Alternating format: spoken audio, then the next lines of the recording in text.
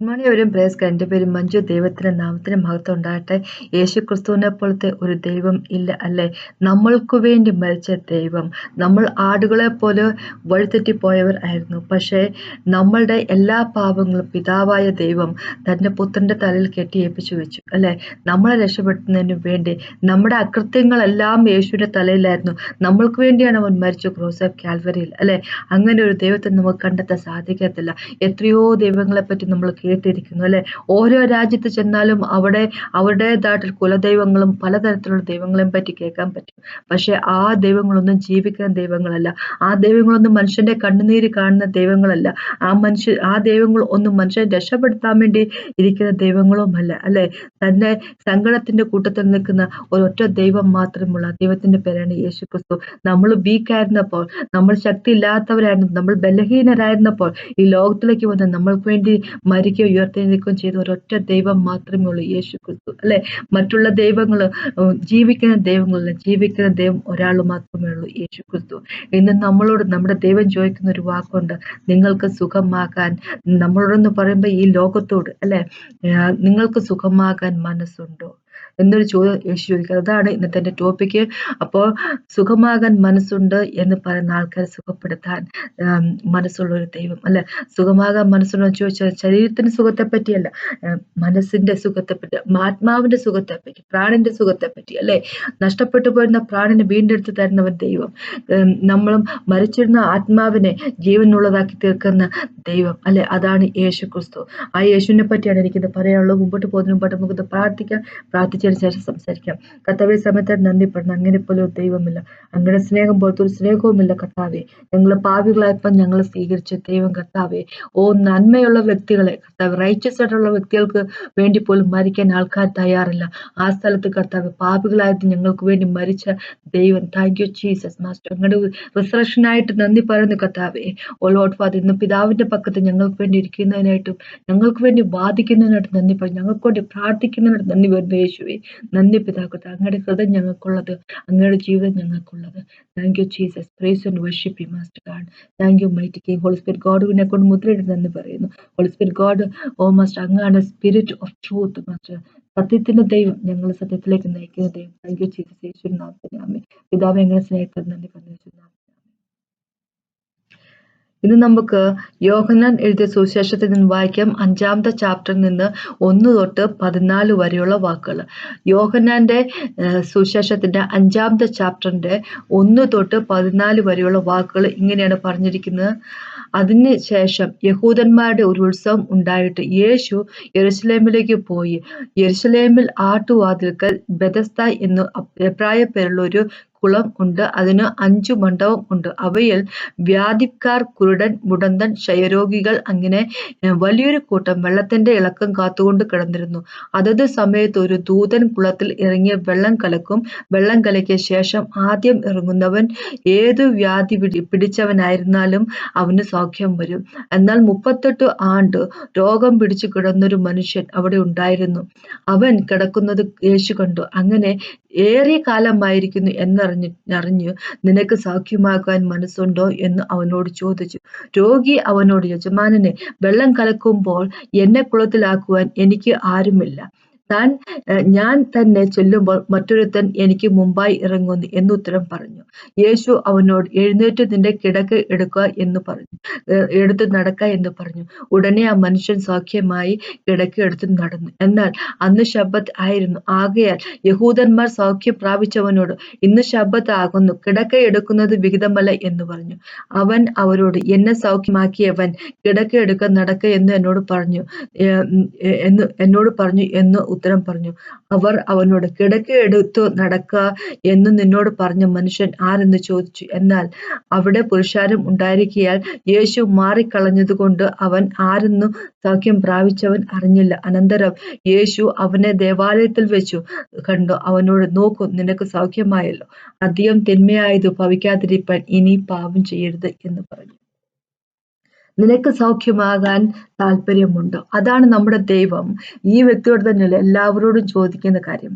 നിനക്ക് സൗഖ്യമാകാൻ താല്പര്യമുണ്ടോ? താല്പര്യമുണ്ടെങ്കിൽ സൗഖ്യമാക്കുന്ന ദൈവം. ശരീരത്തെ മാത്രമല്ല, ആത്മാവിനെയും പ്രാണനെയും സൗഖ്യമാക്കുന്ന ദൈവം. പാപികളെ വീണ്ടെടുക്കുന്ന ദൈവം യേശു ക്രിസ്തു, അല്ലെ? അതാണ് നമ്മുടെ ദൈവം. പാപികളായിരുന്നപ്പോൾ, നമ്മൾ വീക്കായിരുന്നപ്പോൾ, നമ്മൾ ബലഹീനരായിരുന്നപ്പോൾ, അതാണ് റോമക്കെഴുതിയ ലേഖനം പറഞ്ഞിരിക്കുന്നത്. 6-ാമത്തെ വാക്ക്, ചാപ്റ്റർ 5-ന്റെ 6, 7, 8 ഇങ്ങനെ നമ്മൾ വായിക്കുന്നത്. നാം ബലഹീനരായിരിക്കുമ്പോൾ തന്നെ ക്രിസ്തു തക്ക സമയത്ത് അഭക്തർക്ക് വേണ്ടി മരിച്ചു. നീതിക്ക് വേണ്ടി ആരെങ്കിലും മരിക്കുന്നത് ദുർലഭം, ഗുണവാനു വേണ്ടി പക്ഷേ മരിപ്പാൻ തുനിയുമായിരിക്കാം. യേശുക്രിസ്തു ലോകത്തിലേക്ക് വന്നത് മനുഷ്യവർഗത്തോടുള്ള സ്നേഹം പ്രകടിപ്പിക്കുന്നതിന് വേണ്ടിയാണ്, അല്ലെ? നമ്മളെ തേടിയെത്തിയവനാണ് യേശുക്രിസ്തു. നമ്മൾ യേശുവിനെ തിരക്കി പോയിട്ടില്ല. ഒരു വ്യക്തികളും ഒരൊറ്റ വ്യക്തിക്ക് പോലും പറയാൻ പറ്റത്തില്ല, ഓ ഞാൻ അങ്ങോട്ട് യേശുക്രിസ്തുവിനെ സ്നേഹിച്ച് ഞാൻ തേടി അലഞ്ഞതിന് ശേഷമാണ് യേശുക്രിസ്തുവിനെ കണ്ടെത്തിയത്. ഒരൊറ്റ വ്യക്തിക്ക് പോലും പറയാൻ പറ്റത്തില്ല. കാരണം നമ്മളെ തേടി എത്തവനാണ് ഇങ്ങോട്ട്. ഈ വ്യക്തി 38 വർഷക്കാലം ആരാലും ഒരു സഹായം കിട്ടാതെ, എന്താ പറയുക, ഏഞ്ചൽ വന്ന് ആ കുളത്തിലെ വെള്ളം അനക്കുമ്പോ അതിലേക്ക് ആരെങ്കിലും ഒന്ന് എടുത്ത് കൈപിടിച്ച് ഒന്ന് കൊണ്ടുപോകാൻ ഹെൽപ്പ് ചെയ്യാൻ ആൾക്കാരില്ല. അവിടെ ആ സ്ഥലത്ത് എത്രയോ പേരുള്ളതാണ്. ജെറുസലേം എന്ന് പറഞ്ഞാൽ ഭയങ്കര ബിസി ആയിട്ടുള്ള ഒരു സ്ഥലമാണല്ലോ, അല്ലെ? ജൂതന്മാരുടെ സെൻട്രലായിരുന്നല്ലോ. പക്ഷെ എന്നിട്ടും കൂടെ ഒരു വ്യക്തി പോലും ഇല്ല. 38 വർഷം അദ്ദേഹത്തിന്റെ ജീവിതത്തിന് 3/4 ഭാഗത്തോളം നമുക്കറിയത്തില്ല. 38 വയസ്സുള്ള വ്യക്തിയാണെന്ന് അറിയത്തില്ല. അപ്പൊ അതിനേക്കാളും കൂടുതലുള്ള വയസ്സുള്ള വ്യക്തി ആയിരിക്കാം ഒരുപക്ഷെ. എന്നാലും ജീവിതത്തിന്റെ ഒരു എന്താ പറയുന്ന ഒരു നല്ലൊരു ശതമാനവും ഇങ്ങനെ വയ്യാതെ കുളത്തിന്റെ മുമ്പിൽ കടന്ന ഒരു വ്യക്തി, ആരും ഹെൽപ്പ് ഇല്ലാത്ത വ്യക്തി, അല്ലെ? ആ വ്യക്തിനെ തേടി എത്തിയ ദൈവമാണ് യേശുക്രിസ്തു. യേശുക്രിസ്തു ഉത്സവത്തിനായിട്ട് ജെറുസലേമിലേക്ക് പോയിരിക്കുന്നു. ഉത്സവത്തിനായിട്ട് എന്തിനാണ് യേശുക്രിസ്തു പോയത്, അല്ലെ? ഉത്സവം കൂടാൻ വേണ്ടിയാണ്. അപ്പൊ ഉത്സവം കൂടാൻ വേണ്ടി പിന്നെ അടുത്ത കാര്യം എന്താന്ന് വെച്ചാൽ, യേശു ചെയ്തത് മൊത്തം പിതാവിന്റെ വാക്കുകൾ അനുസരിക്കുക എന്നുള്ളതായിരുന്നു. അപ്പൊ അങ്ങനെയാകുമ്പോൾ ഉത്സവത്തിന് പോയതും പിതാവിന്റെ വാക്ക് അനുസരിക്കാനായിരുന്നു, അല്ലെ? നമുക്കറിയാം, നമ്മൾ ലേവ്യ പുസ്തകത്തിലേക്ക് പോകുമ്പോൾ നമ്മൾ കാണുന്നുണ്ട് 7 ഉത്സവങ്ങളെ പറ്റി ദൈവം പറഞ്ഞിട്ടുണ്ട്, അല്ലെ? ഇസ്രായേൽ മക്കള് ആഘോഷിക്കണം എന്ന് പറഞ്ഞ ഫീസ്റ്റുകളെ പറ്റി ദൈവം പറഞ്ഞിട്ടുണ്ട്. അപ്പൊ അവിടെ 3 ഫീസ്റ്റില് എന്താ പറയാ, പ്രജകൾ, അല്ലെ? ഇസ്രായേലിലെ ആണുങ്ങൾ ദൈവത്തിന് മുമ്പിൽ പ്രത്യക്ഷപ്പെടുന്നില്ല, ദൈവത്തിന് മുമ്പിൽ പോണം എന്ന് പറഞ്ഞിട്ടുണ്ട്. അപ്പൊ അത് നമുക്ക് ഡ്യൂട്രോണമി, അല്ലെ, ആവർത്തന പുസ്തകത്തിന്റെ 16-ാമത്തെ ചാപ്റ്ററിന്റെ 16-ാമത്തെ വാക്കിൽ ഇങ്ങനെ പറഞ്ഞിട്ടുണ്ട്, അല്ലെ? ഡ്യൂട്രോണമിന്റെ 16-ാമത്തെ ചാപ്റ്ററിന്റെ 16-ാമത്തെ വാക്ക് ഇങ്ങനെ പറഞ്ഞിട്ടുണ്ട്. എന്താ പറയാ, 3 ഫെസ്റ്റിവൽ ഉത്സവ സമയത്ത് പുരുഷന്മാരെല്ലാം ദൈവത്തിന് മുമ്പിൽ ജെറുസലേമിലെ ടെമ്പിളിൽ ചെല്ലും, ദൈവത്തിന്റെ മുമ്പിൽ അവരെ തന്നെ പ്രസന്റ് ചെയ്യണം. അപ്പൊ അത് ഉത്സവങ്ങളായിരുന്നു വെച്ച് കഴിഞ്ഞാൽ അൺലെവൻഡ് ബ്രെഡിന്റെ, അല്ലെ, പുളിപ്പില്ലാത്ത അപ്പത്തിന്റെ പെരുന്നാളിന്റെ സമയത്ത്, പിന്നെ ഫെസ്റ്റിവലിന്റെ, അല്ലെ, ഹാർവെസ്റ്റിന്റെ എന്താ പറയുക, വിളവെടുപ്പിന്റെ ഉത്സവം എന്ന് പറഞ്ഞു കഴിഞ്ഞാൽ, പുളിപ്പില്ലാത്ത അപ്പം എന്ന് പറയുമ്പോൾ നമുക്ക് പെസഹ, അല്ലെ? ഹാർവെസ്റ്റ് ഫെസ്റ്റിവൽ എന്ന് പറയുമ്പോൾ പെന്തക്കോസ്, ഇതാണ്. പിന്നെ കൂടാരത്തിന്റെ ഉത്സവത്തിന്റെ സമയത്തും അവര് ഈ 3 ഫെസ്റ്റിവലിന്റെ സമയത്തും, അല്ലെ, സുക്കോത്തും എന്ന് പറയും. അപ്പൊ ആ 3 ഫെസ്റ്റിവലിന്റെ സമയത്തും ഇവര് പുരുഷന്മാര് ദൈവത്തിന് മുമ്പിൽ ഹാജരായിരിക്കണം എന്നൊരു നിയമമുണ്ട്. അപ്പൊ യേശു ക്രിസ്തു അതിനു വേണ്ടി, ഉത്സവത്തിന് വേണ്ടി ജെറുസലേമിലേക്ക് പോയിരിക്കുന്നു. അപ്പൊ നമുക്കൊരു കാര്യം അറിയാം, അതിനുവേണ്ടി പോയിരിക്കുന്ന. പിന്നെ നമ്മൾ ഇവിടെ നോക്കുമ്പോ, ഈ വചനം നോക്കുമ്പോ, നമ്മളിപ്പോ വായിച്ച വചനം നോക്കുമ്പോ, യേശു ക്രിസ്തു ഈ വ്യക്തിനെയല്ല വേറെ ആരെയും അവിടെ സുഖപ്പെടുത്തിയിട്ടില്ല, അല്ലെ? ആ യേശു സാധാരണ പോകുമ്പോ ഒരുപാട് പേര് കൂടും, ഒരുപാട് പേരെ സുഖപ്പെടുത്തും. അതാണല്ലോ യേശു വലിയ ക്രുസേഡുകൾ നടത്തിക്കൊണ്ടിരുന്ന ആള്, അല്ലെ? ഒരുപാട് പേരോട് 5000 പേരോടും ഒക്കെ ഒരേ സമയത്ത് സംസാരിക്കുകയൊക്കെ ചെയ്യുന്ന ആള് യേശു. പക്ഷെ ഇവിടെ നമുക്ക് കാണുന്നത് ഈ വ്യക്തിനെയല്ല വേറെ ആരെയും സുഖപ്പെടുത്തിയിട്ടില്ല, അല്ലെ? അപ്പൊ നമുക്കറിയാം, ലജ്ജൻ ഉണ്ടായിരുന്ന വ്യക്തിനെ, അല്ലെ, ഗെനസറത്ത് തടാകം കഴിഞ്ഞ് ചെന്ന, എന്താ പറയാ, ഗലീലി തടാകം കഴിഞ്ഞ് അപ്പത്തെ തന്നെ ആ ഗ്യാദറീൻസ് ഓർ ഗെനസറസ് അവിടെ പോയ ആളെയും, ലജ്ജ ഉണ്ടായിരുന്ന ആളെ സുഖപ്പെടുത്താൻ വേണ്ടി ഒരൊറ്റ ആൾക്ക് വേണ്ടിയാണ് യേശു ക്രിസ്തു അവിടെ പോയിരിക്കുന്നത്. അപ്പൊ അങ്ങനെയാണ് ഇവിടെ ഈ വ്യക്തിനെ തിരക്കി വന്നിരിക്കുകയാണ്, അല്ലെ? 38 വർഷമായിട്ട് ആരും ഹെൽപ്പ് ചെയ്യാൻ ആളില്ലാത്ത ഒരാളോട് യേശു ക്രിസ്തു ചോദിക്കുക, തന്റെ അവസ്ഥ കണ്ടുകൊണ്ട് ചോദിക്കുക, നിനക്ക് സുഖപ്പെടാൻ താല്പര്യമുണ്ടോ? നമ്മള് എന്താ പറയാ, ഏദൻ തോട്ടത്തിൽ വെച്ച് വീണു പോയവരാണ് മനുഷ്യവർഗം. അല്ലെ? ആദവും ഈവും പാപം ചെയ്തപ്പോൾ വീണ്ടും വീണു പോയൊരു വർഗമാണ് മനുഷ്യവർഗം എന്ന് പറഞ്ഞാൽ. ആ വീണു പോയവരെ തേടി വന്നവനാണ് യേശുക്രിസ്തു. ഇവിടെ ഈ വ്യക്തിനെ തിരക്കി യേശു അങ്ങോട്ട് ചെന്നിരിക്കുകയാണ്. ഈ വ്യക്തിക്ക് യേശു ആരാണെന്ന് പോലും അറിയത്തില്ലായിരുന്നല്ലോ. ജൂതന്മാർ ചോദിച്ചു, ആരാണ് നിന്നെ സുഖപ്പെടുത്തി ചോദിച്ചാൽ ആരാന്ന് പോലും അറിയത്തില്ല, അല്ലെ? മനുഷ്യവർഗം അങ്ങനെയാണല്ലോ, അല്ലെ? മനുഷ്യവർഗത്തില് ഇന്നും എത്രയോ പേർക്ക് യേശുവിനെ അറിയത്തില്ലാത്ത, ഈ ലോകത്തിലേക്ക് നോക്കി കഴിഞ്ഞാൽ യേശുവിനെ അറിയത്തില്ലാത്ത വ്യക്തികളുണ്ട്, അല്ലെ? അവർക്കും കൂടെ, തന്നെ അറിയത്തില്ലാത്ത വ്യക്തികൾക്കും കൂടെ ക്രോസ് ഓഫ് കാൽവരി മരിച്ചവനാണ് യേശു ക്രിസ്തു. അതാണ് നമ്മുടെ ദൈവത്തിന്റെ സ്നേഹമെന്ന് പറഞ്ഞത്, അല്ലെ? ആവശ്യപ്പെട്ടുകൊണ്ടല്ല നമ്മളെ സ്നേഹിക്കുന്നത്, സ്വന്തം മനസ്സുകൊണ്ട് അങ്ങ് സ്നേഹിക്കുക. നമ്മള് എന്തുകൊണ്ടാണ് ദൈവം നമ്മളെ സ്നേഹിക്കുന്നത് നമ്മളൊന്ന് വിചാരിച്ചു നോക്കിക്കഴിഞ്ഞോ അതിനൊരു കാര്യവുമില്ല. ദൈവം നമ്മളെ സ്നേഹിക്കുന്നതിന് നമ്മുടെ ഉള്ളിൽ സ്നേഹിക്കപ്പെടേണ്ടതായിട്ടുള്ള ഒരു പ്രത്യേകതയും നമുക്കില്ല, അല്ലെ? സ്നേഹിക്കാൻ മാത്രമുള്ള ക്വാളിഫിക്കേഷൻ ഉള്ള വ്യക്തികളൊന്നും അല്ല നമ്മൾ ആരും തന്നെ. പക്ഷെ എന്നിട്ടും നമ്മളെ അങ്ങ് സ്നേഹിക്കുക, അല്ലെ? പിതാവിന്റെ കണ്ണില് നമ്മുടെ ഉള്ളിലുള്ള യേശുക്രിസ്തുവിന് മാത്രമേ കാണൂ. നമ്മൾ യേശുവിനെ ഒരു വസ്ത്രം പോലെ ധരിച്ചിരിക്കുന്നു. യേശുവിൽ നമ്മൾ ഹിഡൻ ആണ്, ഒളിഞ്ഞിരിക്കുന്നു. അങ്ങനെ പിതാവ് കാണുന്നത് പുത്രനെ മാത്രമാണ്. പിതാവ് നമ്മളെ ഡയറക്റ്റ് നോക്കിക്കഴിഞ്ഞാല് നമ്മളിൽ ഒരു നന്മയും കാണത്തില്ല, അല്ലെ? ഹോളി സ്പിരിറ്റ് ഗോഡ് നമ്മുടെ ഉള്ളിൽ വസിക്കുന്നു എന്നല്ലാതെ വേറൊരു നന്മയില്ലാത്തവര്. പക്ഷെ എന്നിട്ടും പാപികളായിരുന്നപ്പോ നമ്മളെ സ്നേഹിച്ചത് നമ്മുടെ ദൈവമാണ്, അല്ലെ? ഇവിടെ നമ്മൾ ഈ കാണുന്ന ഈ പാരഗ്രാഫ് നമ്മൾ വായിക്കുമ്പോൾ കാണുന്നത് എന്താന്ന് വെച്ച് കഴിഞ്ഞാല് പാപികളായിട്ടുള്ള വ്യക്തികളും ഈ ലോകത്തിന്റെ, അല്ലെ, ഒരു വ്യക്തി സുഖപ്പെടുത്തി കഴിയുമ്പോൾ, ആത്മാവിനെ സുഖപ്പെടുത്തി കഴിയുമ്പോൾ വ്യക്തികളോട് ഈ ലോകം കാണിക്കുന്ന ഒരു രീതിയെ പറ്റിയൊക്കെയാണ് നമ്മൾ ഇവിടെ കാണുന്നത്, അല്ലെ? അപ്പൊ യേശുക്രിസ്തു ഇവിടെ നിനക്ക് സുഖമാകണമോ എന്ന് ചോദിച്ചത്, നിനക്ക് മനസ്സുണ്ടോ എന്ന് ചോദിച്ചത് രണ്ട് കാര്യത്തെ പറ്റിയാണല്ലോ ചോദിച്ചിരിക്കുന്നത്, അല്ലെ? നമുക്കറിയാം, ഒറ്റ പ്രാവശ്യം നമ്മൾ വായിക്കും നമുക്ക് തോന്നും ദൈവം പറഞ്ഞിരിക്കുക, യേശു ചോദിച്ചിരിക്കുന്നത് ശരീരത്തിന് സുഖത്തെ പറ്റിയല്ല, അയാൾക്ക് അപ്പം ഉണ്ടായിരുന്ന അസുഖം മാറുന്നതിനെ പറ്റിയാണ് ചോദിച്ചിരിക്കുന്നത് നമ്മൾ വിചാരിക്കും. പക്ഷെ യഥാർത്ഥത്തിൽ ദൈവം അതാണോ ചോദിച്ചിരിക്കുന്നത് ആ വ്യക്തിയോട് ഇങ്ങനെയല്ല പറഞ്ഞിരിക്കുന്നത്. 14-ാമത്തെ വാക്കിൽ ഇങ്ങനെയല്ല പറഞ്ഞിരിക്കുന്നത്. അനന്തരം യേശു അവനെ ദേവാലയത്തിൽ വെച്ച് കണ്ടു, അവനോട് നോക്കൂ, നിനക്ക് സൗഖ്യമായല്ലോ. അധികം തിന്മയായത് ഭവിക്കാതിരിക്കാൻ ഇനി പാപം ചെയ്യരുത്, അല്ലെ? അധികം തിന്മയായത് ഭവിക്കാതിരിക്കാൻ ഇനി പാപം ചെയ്യരുത്, അല്ലെ? എന്ന് പറഞ്ഞു കഴിഞ്ഞാല് അധികം തിന്മയായത് എന്താണ്? അധികം തിന്മയായത് പാതാളത്തിൽ പോകുന്നുള്ളതാണ് ഏറ്റവും തിന്മയായിട്ടുള്ള കാര്യം, അല്ലെ? അങ്ങനെ ഭവിക്കാതിരിക്കാൻ നീ ഇനി പോയി പാപം ചെയ്യരുത് എന്ന് വെച്ച് കഴിഞ്ഞാൽ ഇപ്പൊ റൈറ്റ് നൗ ഇത് സംസാരിക്കുന്ന സമയത്ത് നിന്റെ ആത്മാവ് സുഖപ്പെട്ടിരിക്കുന്നു, അല്ലെ? നിന്റെ എന്താ പറയാ സ്പിരിറ്റിനെ ഒരു പുതിയ സ്പിരിറ്റ് ആക്കി മാറ്റിയിരിക്കും. ദൈവത്തിന്, യേശുക്രിസ്തുവിനെ വിശ്വസിക്കുമ്പോഴാണ് നമ്മള് എന്താ പറയാ ബോൺ അഗൈൻ ആകുന്നത്, അല്ലെ? ഈ വ്യക്തി ഇവിടെ ബാപ്റ്റിസം ഒന്നും എടുത്തിട്ടില്ല. പക്ഷെ എന്നാലും എല്ലാത്തിന്റെ അടിസ്ഥാനം എന്ന് പറഞ്ഞാല് എന്താ പറയുക, ബോൺ അഗൈൻ എന്നുള്ള ആ ഒരു കൺസെപ്റ്റിന്റെ അടിസ്ഥാനം, കൺസെപ്റ്റ് അല്ല, ദൈവം നമ്മൾക്ക് വേണ്ടി പറഞ്ഞിരിക്കുന്ന കാര്യം, അല്ലെ? അത് ദൈവം സ്ഥാപിച്ചിരിക്കുന്ന ഒരു കാര്യം, അതിന്റെ അടിസ്ഥാനം എന്ന് പറഞ്ഞാല് യേശുവിലുള്ള വിശ്വാസമായിരുന്നല്ലോ. അപ്പൊ ഈ വ്യക്തിക്ക് യേശുവിൽ വിശ്വാസമായി, അല്ലെ? യേശു ആണെന്ന് പറഞ്ഞിട്ടല്ല ഇയാൾക്ക് വിശ്വാസമായി എന്ന് പറഞ്ഞു കഴിഞ്ഞാല് ഇയാൾക്ക് അറിയത്തുപോലും ആരോ പറഞ്ഞെന്നുള്ള കാര്യം അറിയത്തില്ല. പക്ഷെ നിനക്ക് വേണമോ എന്ന് ചോദിച്ചു കഴിഞ്ഞപ്പോ സുഖം വേണമെന്ന് അയാൾക്ക് തീരുമാനിക്കണം. യേശു എഴുന്നേക്ക് നിന്റെ എന്താ പറയാ പായെടുക്കാൻ പറഞ്ഞപ്പോൾ അത് ചെയ്യാനുള്ള ഒരു വിശ്വാസം അയാളുടെ ഉള്ളിലുണ്ടായിരുന്നു.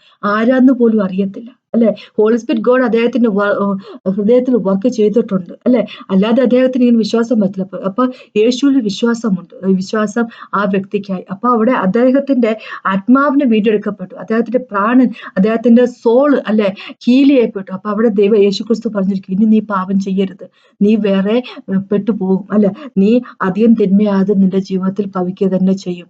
അങ്ങനെ ആകാതെ ഇരിക്കട്ടെ, അല്ലെ? എന്നാണ് പറഞ്ഞിരിക്കുന്നത്. മനുഷ്യവർഗത്തെ തേടിയെത്തിയ ദൈവമാണ് ഈ വ്യക്തിയെ തേടി അങ്ങോട്ട് ചെന്ന ദൈവമാണ്, അല്ലെ? യേശുക്രിസ്തു അവന്റെ കഷ്ടപ്പാട് കണ്ടുകൊണ്ട് തേടി എത്തിയതാണ്. അതുപോലെ തന്നെയാണ് നമ്മളെ ഓരോരുത്തരും തേടി എത്തിയവനാണ് യേശുക്രിസ്തു. ഇന്നും ഈ ലോകത്തുള്ള സകല മനുഷ്യർക്ക് നേരെയും അവരുടെ ഹൃദയം യേശുക്രിസ്തു തേടിക്കൊണ്ട് ഇരിക്കുകയാണ്, അല്ലെ? നീ എൻ്റെ കൂടെ വരികയാണ്, ഞാൻ നിന്നെ സുഖപ്പെടുത്താം എന്ന് പറയുന്ന ഒരു ദൈവം, അല്ലെ? യേശുക്രിസ്തു ഈ വ്യക്തിനെ ഹീലാക്കി കഴിഞ്ഞപ്പോഴേക്കും പരീശന്മാരും ശാസ്ത്രിമാരും പറഞ്ഞു, ഇന്ന് ശാബത്തല്ലേ, നീ പിന്നെ എന്തിനാ ഈ പായു എടുത്തോണ്ട് നടക്കുന്നത്? ഇത് ചെയ്യേണ്ടാത്ത ഒരു കാര്യമാണ്, അല്ലെ? 38 വർഷം വയ്യാതിരുന്ന വ്യക്തി സുഖപ്പെട്ട് കഴിഞ്ഞത് അത് അവർക്ക് കണ്ണില് കാണില്ല, പായു എടുത്തോണ്ട് നടക്കുന്നത് മാത്രമാണ് കാണുന്നത്. അതാണ് ഈ ലോകത്തിന്റെ ഒരു കാഴ്ചപ്പാടിത്, അല്ലെ? നമുക്കറിയാം, കുടിച്ചും കൊലപാതകയായിട്ടും വ്യഭിചാരവും ചെയ്ത് സകല വിധത്തിലുള്ള മോശ മോശപ്പെട്ട രീതിയിൽ നടക്കുന്ന വ്യക്തികളുണ്ട് ലോകത്തില്. അവരുടെ ജീവിതത്തിലേക്ക് യേശുക്രിസ്തു ചെന്ന് കഴിയുമ്പോൾ, യേശു അവരുടെ ഹൃദയത്തില് നോക്ക് ചെയ്യുമ്പോൾ, മുട്ടുമ്പോൾ, അവര് അത് ആ വാതിൽ തുറക്കാൻ അവര് മനസ്സ് കാണിക്കുമ്പോൾ, അല്ലെ, അവര് രക്ഷിക്കപ്പെട്ട് കഴിയുമ്പോൾ, ഒരു പുതിയ വ്യക്തിയായി തീർന്നു കഴിയുമ്പോൾ, ദൈവത്തിന്റെ കൃപയാൽ പുതിയ വ്യക്തിയായി കഴിയുമ്പോൾ, ഈ ലോകത്തുള്ള പലർക്കും അതിനെപ്പറ്റി പുച്ഛമാണ്, അല്ലെ. ലോകത്തുള്ള പലരും അതിനെതിരായിട്ട് നിൽക്കുന്ന പലപ്പോഴും കാഴ്ചകൾ നമ്മൾ കണ്ടിട്ടുണ്ട്. അത് തന്നെയാണ് ഇവിടെ പരീശന്മാരും ചെയ്തിരിക്കുന്നത്, അല്ലെ. പക്ഷെ എന്നാലും നമ്മുടെ ദൈവം പരീശന്മാരെന്ത് പറയുന്നത് കേട്ടോണ്ട്, അല്ലെങ്കിൽ ലോകത്തിലെ ആൾക്കാർ എങ്ങനെ കാണുന്നോ എന്ന് വിചാരിച്ചോണ്ട് അല്ല മനുഷ്യരെ സുഖപ്പെടുത്തുന്നു, അല്ലെ. നമ്മൾ തയ്യാറാണെങ്കിൽ, യേശു ചോദിക്കും, നിനക്ക് സുഖപ്പെടാൻ മനസ്സുണ്ടോ എന്ന് ചോദിക്കുമ്പോൾ, അത് സുഖപ്പെടാൻ മനസ്സുണ്ടെന്ന് ഒരു വാക്ക് പറയാൻ നമ്മൾ തയ്യാറാണെങ്കിൽ നമ്മളെ സുഖപ്പെടുത്തുന്നവൻ ദൈവം യേശു ക്രിസ്തു, അല്ലെ. അതുപോലത്തെ ഒരു ദൈവത്തെ നമ്മൾക്ക് എങ്ങും കാണാൻ സാധിക്കത്തില്ല. എത്രമാത്രം ദൈവങ്ങളെ നമ്മുടെ ചുറ്റോടി ചുറ്റും നമുക്ക് കാണാൻ സാധിക്കും, അല്ലെ. സോപ്പോൾ ദൈവങ്ങളാന്ന് പറയുന്നവർ, ജീവിക്കുന്നവർ ഒരാൾ മാത്രം, യഥാർത്ഥത്തിലുള്ള ഒരു ദൈവം ഒരാൾ മാത്രം, യേശു ക്രിസ്തു മാത്രം.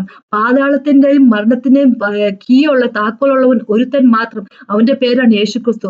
ഭൂമിക്ക് മുകളില്, വെള്ളത്തില്, അല്ലെ, സീയില്, സ്വർഗത്തിന് താഴെ രക്ഷയ്ക്കായിട്ട് ഒരൊറ്റ നാമം മാത്രമുള്ള യേശു ക്രിസ്തു. ആ ഒരു നാമം വിളിച്ചപേക്ഷിച്ചെങ്കിൽ മാത്രമേ മനുഷ്യർ രക്ഷിക്കപ്പെടുള്ളൂ. വേറെ ആരുടെ നാമം വിളിച്ചപേക്ഷിച്ചിട്ട് ഒരു കാര്യം രക്ഷിക്കപ്പെടില്ല, പാതാളത്തിലേക്ക് പോകത്തുള്ളൂ. അതൊരു രക്ഷയാണെങ്കിൽ, പാതാളത്തിൽ പോകുന്ന രക്ഷയാണെങ്കിൽ ആ രക്ഷ കിട്ടുകയോ ചെയ്യത്തുള്ളൂ, അല്ലെ. ഒരിക്കൽ പോലും കെട്ടുപോകാത്ത തീയുള്ള സ്ഥലമാണ് പാതാളം. ഒരിക്കൽ പോലും ചത്തുപോകാത്ത പുഴുക്കുള്ള സ്ഥലമാണ് പാതാളം. അതിലേക്കാണ് മറ്റെല്ലാ സകല ദൈവങ്ങളും മനുഷ്യവർഗത്ത് കൊണ്ടുപോയിക്കൊണ്ടിരിക്കുന്നത്. മനുഷ്യന്റെ കണ്ണ് മൂടിയിരിക്കുന്ന പിശാച്, അല്ലെ. അതിന് മൂടിയിട്ട് പെട്ടിരിക്കുന്ന ആ കണ്ണിന് കാഴ്ച കൊടുക്കാൻ ഒരുത്തനെ സാധിക്കത്തുള്ളൂ, നസ്രായക്കാരനായി യേശുവിന്. ആ യേശു എന്ന് ചോദിക്കാൻ, നിനക്ക് സുഖമാകാൻ തയ്യാറാണോ ചോദിക്കുന്നത്, അല്ലെ. നമ്മൾ വെളിപാട് പുസ്തകത്തിലേക്ക് പോകുമ്പോൾ 3-ാമത്തെ ചാപ്റ്ററിൽ എഴുതിയിരിക്കുന്ന 20-ാമത്തെ വാക്യം പറഞ്ഞിരിക്കുന്നു, ഞാൻ വാതിൽക്കൽ നിന്ന് മുട്ടുന്നു, ആരെങ്കിലും എന്റെ ശബ്ദം കേട്ട് വാതിൽ തുറന്നാൽ ഞാൻ അവന്റെ അടുക്കൽ ചെന്ന് അവനോടും അവൻ എന്നോടും കൂടെ അത്താഴം കഴിക്കും. ഇത് ചർച്ചിനെ പറ്റിയാണ് എഴുതിയിരിക്കുന്നത്, അല്ലെ. ചർച്ചിനെ പറ്റി എഴുതിയിരിക്കുന്നത് നമുക്കറിയാം. 7 ചർച്ചിൽ 5 ചർച്ചും ദൈവത്തിന് വഴി നടന്ന ചർച്ചുകളായിരുന്നില്ല, അല്ലെ. 2-ാമത്തെ ചാപ്റ്ററും 2-3 ചാപ്റ്ററും വെളിപാട് പുസ്തകത്തിന്റെ 2-3 ചാപ്റ്റർ നമുക്ക് വായിക്കുമ്പോൾ അറിയാം. 7 ചർച്ചകളെ പറ്റി പറഞ്ഞാൽ 5ഉം ദൈവത്തിന്റെ കൂടെ നടന്നവരായിരുന്നില്ല. അവര് വഴിതെറ്റിപ്പോയി. ഒരു കാലത്ത് ആയിരുന്നു യേശുവിന്റെ ഒപ്പം ആയിരുന്നു, പിന്നെ അവര് വഴിതെറ്റിപ്പോയി. ആദ്യ സ്നേഹം നഷ്ടപ്പെട്ടു പോയവർ, അല്ലെ. തങ്ങൾ വളരെയധികം എന്താ പറയുന്നത്, റിച്ച് ആണെന്ന്, വെൽത്തി ആയിട്ടുള്ള അവരാണെന്ന്, ദൈവത്തിന്റെ ആവശ്യമില്ലെന്ന് പറഞ്ഞു നടക്കുന്നത് വേറെ കുറച്ച് മരിച്ചുകൊണ്ടിരിക്കുന്ന വേറൊരു ചർച്ച, അല്ലെ. ജെസബലിന്റെ ടീച്ചിങ് അതിന്റെ കൂടെ നടക്കുന്ന വേറെ ഒരു ചർച്ച. പിന്നെ ബേലത്തിന്റെ ടീച്ചിങ്, അല്ലെ, അത് സ്വീകരിച്ചുകൊണ്ട് സെക്ഷൽ ഇമ്മോറാലിറ്റി ചെയ്യുന്ന അടുത്ത ചർച്ച. അങ്ങനെയൊക്കെയുള്ള ചർച്ച, സ്വന്തം രക്തം കൊണ്ട് വീണ്ടെടുത്ത ചർച്ച എന്ന് വിചാരിച്ചോണം, ബോഡിയാന്ന് വിചാരിച്ചോണം യേശുവിന്റെ മക്കള്. എന്നിട്ടും കൂടെ തന്നെ തള്ളി പറഞ്ഞുകൊണ്ടിരിക്കുന്ന ചർച്ചിനോടും കൂടെ യേശു പറയും, ഞാൻ നിന്റെ ഹൃദയത്തിന്റെ പുറത്ത് നിന്നോട് മുട്ടിക്കൊണ്ടിരിക്കുക, നീ തുറക്കുവാണെങ്കിൽ ഞാൻ വരാം, അല്ലെ. അത്രയും കഷ്ടപ്പെട്ട് അതുപോലെ എന്താ പറയണ സാക്രിഫൈസ്, തന്നെ ബലി കൊടുത്തതിന് ശേഷം തന്റെ രക്തം കൊണ്ട് വീണ്ടെടുത്ത ആൾക്കാര് തോന്നിയ വഴിക്ക് പോകുമ്പോഴും പിന്നെയും പുറകെ വരാൻ മനസ്സുള്ളവൻ യേശു ക്രിസ്തു. അങ്ങനെ ഒരു ദൈവത്തെ നമുക്ക് ഒരിക്കൽ പോലും എങ്ങും വെച്ച് കാണാൻ സാധിക്കത്തില്ല. അങ്ങനെ ഒരു ദൈവമില്ല ഈ ലോകത്തിൽ, അല്ലെ. പാപികളെ തേടി എത്തുന്നവർ ഒരുത്തൻ മാത്രം. നേരത്തെ നമ്മൾ വായിച്ച റോമർക്ക് ലേഖനത്തിലെ 5-ാമത്തെ ചാപ്റ്ററിന്റെ 6 തൊട്ട് 8 വരെയുള്ള വാക്കുകൾ. നമ്മൾ വീക്കായിരുന്ന, ബലഹീനരായിരുന്നപ്പോൾ നമ്മൾ തേടിയെത്തിയവൻ, നമുക്ക് വേണ്ടി മരിച്ചവൻ അവൻ, അല്ലെ. എന്താ പറയുക, നന്മയുള്ള വ്യക്തികൾക്ക് പോലും വേണ്ടി മരിക്കാൻ ആരെങ്കിലും തയ്യാറാകുമോ, അല്ലെ. ഏറ്റവും ബെസ്റ്റ് ആയിട്ടുള്ള ആൾക്കാര് ഉണ്ടെങ്കിൽ അവർക്കും കൂടെ വേണ്ടിയൊക്കെ ഞാൻ മരിച്ചോളാം നിനക്ക് വേണ്ടി, നീ ജീവിച്ചോ എന്ന് പറഞ്ഞ ഏതെങ്കിലും വ്യക്തി തയ്യാറാകുമോ? ഇല്ല. നമുക്കെല്ലാവർക്കും നമ്മുടെ ജീവിതം വിലപ്പെട്ടതാണ്, അല്ലെ. എത്ര നന്മയുള്ള വ്യക്തികളാണെങ്കിൽ പോലും, എത്ര നന്മയുള്ള വ്യക്തികൾക്ക് വേണ്ടി മരിക്കാനാ പറഞ്ഞപ്പോൾ ഇല്ല, നമ്മളാരും ചെയ്യത്തില്ല. കാരണം നമുക്ക് നമ്മുടെ ജീവൻ വലുതാ, അല്ലെ. അതേ സമയത്ത് പാപികൾക്ക് വേണ്ടി മരിച്ചവനാണ് യേശുക്രിസ്തു. പാതാളത്തിൽ പോകാൻ തയ്യാറായവനാണ് യേശുക്രിസ്തു. അതാണ് സ്നേഹം. അതാണ് ഇന്ന് നമ്മുടെ ദൈവം നമ്മളോട് ചോദിക്കുന്നത്. അതുകൊണ്ടാണ് അവന്റെ സ്നേഹം നമ്മളെ തേടിയെത്ത സ്നേഹമാണ്. നമ്മൾ അങ്ങോട്ട് കയറി സ്നേഹിച്ചതല്ല. ഒരു വ്യക്തി പോലും യേശുക്രിസ്തുവിനെ അങ്ങോട്ട് സ്നേഹിച്ചത് നമ്മളെ തേടിയെത്ത സ്നേഹമാണ്. ഇന്ന് അവൻ ചോദിക്കുന്നതാ, നിനക്ക് സുഖമാകാൻ താല്പര്യമുണ്ടോ? അങ്ങനെ ആരെങ്കിലും താല്പര്യമുണ്ട് എന്ന് പറഞ്ഞാൽ കൂടെ വരുന്നവൻ യേശുക്രിസ്തു. അതാണ് എനിക്കിന്ന് പറയാനുള്ളത്. നിങ്ങൾ ആരെങ്കിലും യേശുക്രിസ്തുവിനെ രക്ഷകനായിട്ട് സ്വീകരിച്ചിട്ടില്ല എങ്കിൽ നിങ്ങൾക്ക് താല്പര്യമാണ് അവനിൽ നിന്നൊരു ടച്ച് കിട്ടാൻ വേണ്ടി, അവനാൽ സുഖപ്പെടുത്താൻ നിങ്ങൾക്ക് താല്പര്യമുണ്ടെങ്കിൽ യേശുവിലേക്ക് വരണമെന്ന് ഞാൻ അപേക്ഷിക്കുന്നു. നല്ലവനാണ് അവൻ. അവനെപ്പോലെ ഒരു നല്ലൊരു ദൈവം വേറെയില്ല. ചുറ്റോടുചുറ്റും കാണുന്ന ദൈവങ്ങൾ ആരും നമ്മൾക്ക് വേണ്ടി ആർക്കും വേണ്ടി മരിച്ചിട്ടില്ല. ചുറ്റോടുചുറ്റും കാണുന്ന ഒരു ദൈവങ്ങൾ നമ്മൾക്ക് വേണ്ടി പാവമായിട്ട് തീർന്നിട്ടില്ല. നമ്മൾക്ക് വേണ്ടി എന്താ പറയുന്നത്, ശാപമായിട്ട് തീർന്നിട്ടില്ല ക്രോസ് ഓഫ് കാൽവരി. സകല നമ്മുടെ പാവങ്ങളും അവന്റെ പുറത്തായിരുന്നു. അവന്റെ മുഖം വിരൂപമായി പോയിരുന്നു അടി കൊണ്ടിട്ട്, അല്ലെ? അവന്റെ എല്ലുകൾ കാണാമായിരുന്നു. അവന്റെ തൊക്ക് വലിച്ചു പറിച്ചിരുന്നു. ആ ഒരു അവസ്ഥയിൽ കൂടെ കടന്നു പോയതവനാണ് അവൻ. നമ്മൾക്ക് വേണ്ടി പാപം ചെയ്തിട്ടില്ല. പൈലറ്റ് നോക്കിയതിന് ശേഷം പറഞ്ഞു, എനിക്ക് ഇയാളിൽ ഒരു പാവം പോലും കാണാൻ സാധിക്കുന്നില്ല. പൈലറ്റ് ശ്രമിച്ചു, അല്ലെ? ഒരുപാട് ശ്രമിച്ചു യേശുവിനെ വിട്ടുകൊടുക്കാൻ വേണ്ടി. പക്ഷെ പരീശന്മാരും ശാസ്ത്രിമാരും തയ്യാറായിരുന്നു. ക്രൂസിഫൈ ഹിം എന്ന് പറഞ്ഞുകൊണ്ടിരുന്നു, അല്ലെ? എന്നിട്ടും കൂടെ ഒരു പാപം പോലും ചെയ്യാത്തവൻ, പാപമായിട്ട് തീർന്നവനാണ് നമുക്കൊരു പുതിയ ജീവൻ തരുന്നതിന് വേണ്ടി നമ്മുടെ പാപപൂർണമായിട്ടുള്ള ജീവിതം കളഞ്ഞിട്ട് ഒരു പുതിയ ജീവൻ തരുന്നതിന് വേണ്ടി, ആടത്തിന്റെ ഈവിന്റെ തരത്തിലുള്ള പാപത്തിന്റെ തരത്തിലുള്ള സ്വഭാവമുള്ള ഒരു ജീവിതമല്ല, യേശുവിനെ പോലെ പാപമില്ലാത്ത സ്വഭാവമുള്ള ഒരു ജീവൻ തരുന്നതിന് വേണ്ടി, അതിനുവേണ്ടി അവൻ നമ്മളോട് ചോദിക്കുന്നു, നിനക്ക് സുഖമാകാൻ തയ്യാറാണോ? നിനക്ക് താല്പര്യമുണ്ടോ? നിനക്ക് സുഖമാകാൻ താല്പര്യമുണ്ടെങ്കിൽ എന്നിലേക്ക് വരൂ എന്ന് അവൻ പറയുന്നു. യേശു പറയുന്നു. ആ വിളി കേട്ടുകൊണ്ട്, ആ വിളി അക്സെപ്റ്റ് ചെയ്ത്, ആ ഇൻവിറ്റേഷൻ അക്സെപ്റ്റ് ചെയ്തുകൊണ്ട് ചെല്ലാൻ താല്പര്യമാണെങ്കിൽ എന്റെ സുഹൃത്തുക്കളെ, നിങ്ങളും രക്ഷിക്കപ്പെടും. അതാണ് എനിക്കിത് പറയാനുള്ളത്. എന്നെ കേട്ടുകൊണ്ടിരിക്കുന്ന വ്യക്തികൾ, നിങ്ങൾ ആരെങ്കിലും യേശുവിനെ അറിയാത്തവരാണെങ്കിൽ അവനൊന്ന് അറിയണമെന്നാണ് എനിക്ക് നിങ്ങളോട് പറയാനുള്ള, റിക്വസ്റ്റ് ചെയ്യാനുള്ളത്. അവനൊന്ന് അറിയണം. അവന്റെ സ്നേഹത്തെപ്പറ്റി നിങ്ങളൊന്ന് അറിയണം. അവനെപ്പോലെ ഒരു ദൈവം വേറെയില്ല. അതാണ് എനിക്ക് പറയാനുള്ളത്. അപ്പം നമുക്കൊന്ന് പ്രാർത്ഥിച്ചുകൊണ്ട് നിർത്താം. യേശുവേ, നന്ദി പിതാവ് കർത്താവേ. അങ്ങയുടെ സ്നേഹം പോലത്തെ ഒരു സ്നേഹമില്ല നാഥ. അങ്ങനെ പോലെ ഒരു ദൈവമില്ല കർത്താവേ. ഞങ്ങളോട് ആരും ഇന്നേ വരെ ചോദിച്ചിട്ടില്ല, അങ്ങയെ ഒഴികെ കർത്താവ് സുഖപ്പെടാൻ താല്പര്യമാണോ എന്ന് ചോദിച്ചിട്ടില്ല. അങ്ങ് ഞങ്ങളുടെ ഹൃദയത്തിലേക്ക് ഈ ചോദ്യം ഉന്നയിക്കുന്ന കർത്താവ്, മനുഷ്യന്റെ ഹൃദയത്തിലേക്ക്, മാനവരാശിയോട് കർത്താവ് ഈ ചോദ്യമായി ചോദിക്കുന്നു, സുഖപ്പെടാൻ നിങ്ങൾക്ക് താല്പര്യമാണോ? കർത്താവേ, യേശുവെ, ഞാൻ ഈ പ്രാർത്ഥിക്കുന്ന സമയത്ത് ആൾക്കാരുടെ ഹൃദയത്തിൽ നിന്ന് വർക്കണമെന്ന് അപേക്ഷിക്കുന്നു. അങ്ങയെ സ്വീകരിക്കാനുള്ള കൃപ അവർക്ക് കൊടുക്കണമെന്ന് അപേക്ഷിക്കുന്നു. അങ്ങയുടെ സ്നേഹം പുറത്തൊരു സ്നേഹമില്ലല്ലോ. എന്നെ കേട്ടോണ്ടിരിക്കുന്ന ഓരോ വ്യക്തികളെ ഓർത്ത് പ്രാർത്ഥിക്കുന്നു, അനുഗ്രഹിക്കണമെന്ന് അപേക്ഷിക്കുന്നു. അവരുടെ ജീവിതത്തിന്റെ എല്ലാ ഏരിയ അനുഗ്രഹിക്കപ്പെട്ടതായിരിക്കട്ടെ കർത്താവേ, യേശുവിന്റെ നാമത്തിൽ. ഇനി കേട്ട നന്ദി. ദൈവത്തിനാമത്തിൽ മഹത്വം ഉണ്ടാകട്ടെ.